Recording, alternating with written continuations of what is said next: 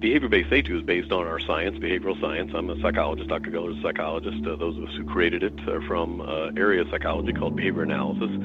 And as we just discussed, we had decades of research, lab research, what we call efficacy research out in the field with certain companies like Ford Motor Company, these pizza companies and the like, designing the basis of what became the market for behavior-based safety. And it had a really strong beginning, a good run. Anything that lasts for decades is certainly a product. We have evidence of its success that we published over the years in my research, Dr. Geller's research, Dominic Cooper's research, Terry McSween, et cetera, et cetera. I got a list of about 100 different research papers on the topic. And then over the years, as anything happens, people think it's a fairly simple process, and so they just start marketing it on themselves. And because folks who really didn't understand the science got involved, it started getting watered down, and there was some bad implementation. And with that, obviously, the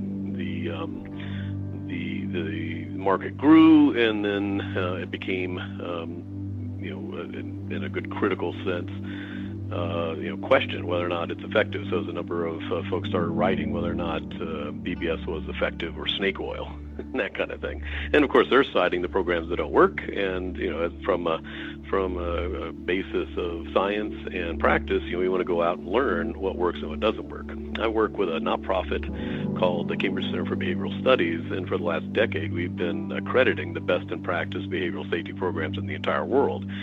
And so we have a list of best practices of things that work and things that tend not to work. And so when you start seeing programs that don't work, they're very easily lined up with some of the management practices and some of the design features that are associated with the ones that don't work. So because of this watering down of the process, people start questioning behavior-based safety. At the same time, there's been some really good work, and I think it comes out of a lot of the work in process safety as well, where we're trying to keep major incidents from happening, like explosions or fatalities. The off-cited data, as we've been getting better and better with personal safety through processes like BBS and other things, we haven't really chipped down the number of fatalities that happen every year, and certainly other process safety issues have been in the forefront with the Deepwater Horizon and other explosions and releases in the chemical industry and falls and crane falls and stuff like that in the construction industry. So as we move forward, a number of some folks who, coming from more of an engineering background, started seeing some of the systemic factors that go into the causes of these incidents, especially the unplanned incidents, are the ones that kind of come out of nowhere and are pretty large. And they built a nice repertoire of different things to look at in an organization system, like their management systems, their planning, the equipment facilities, and the like, which offer a really good analysis of when incidents happen, and an excellent process to try to predict where incidents may take place and mitigate those beforehand. What's been disconcerting over the last couple of years is where the BBS and HOP have been kind of squared off against each other.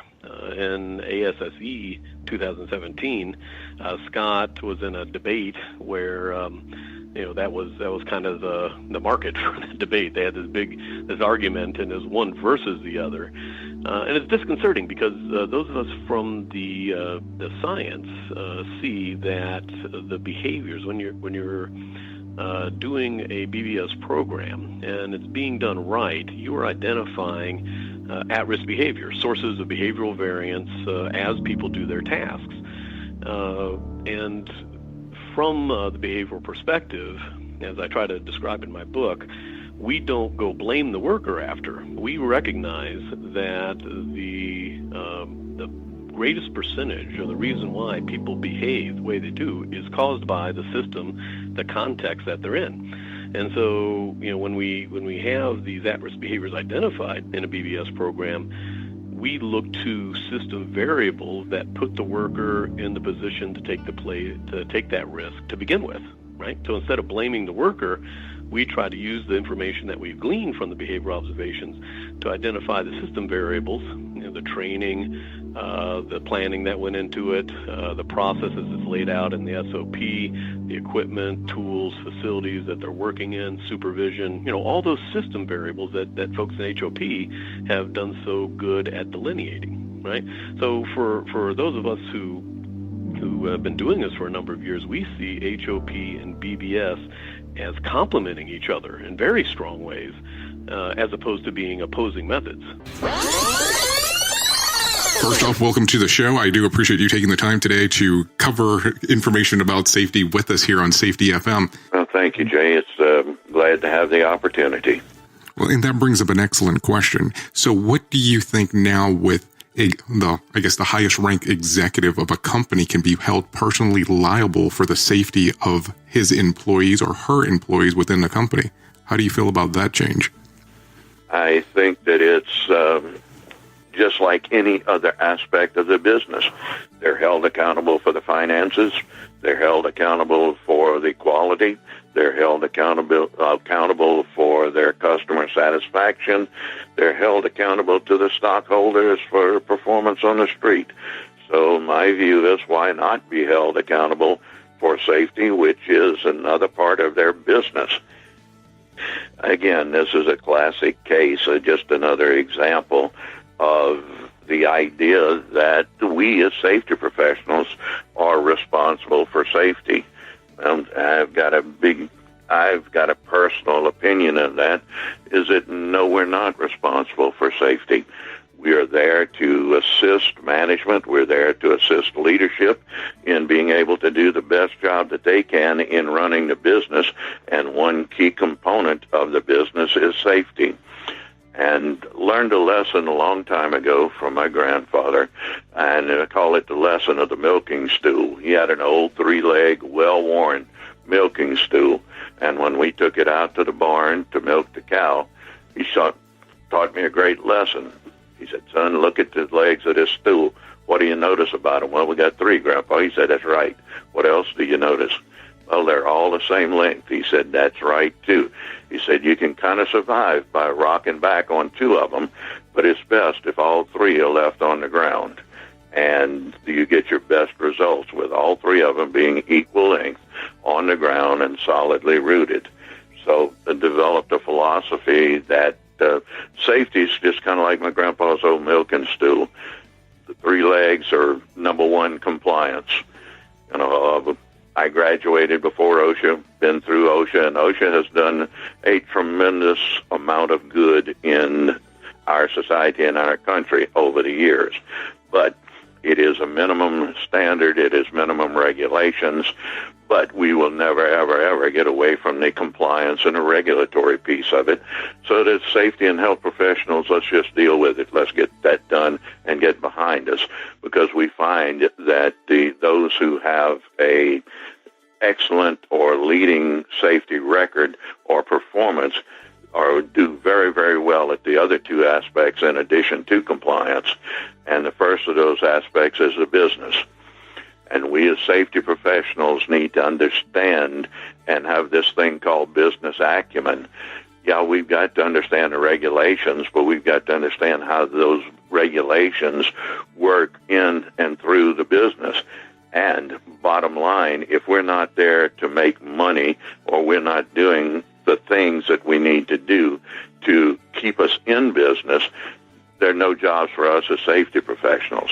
And I think that this is our greatest challenge in being able to reach out and being able to understand what the business acumen and the language of business. And as I talk to young students in getting their degrees in safety, inevitably I'll get a question as to, is a master's degree worthwhile? And I'll tell them, yes, it is, but that master's degree needs to come from up on the hill.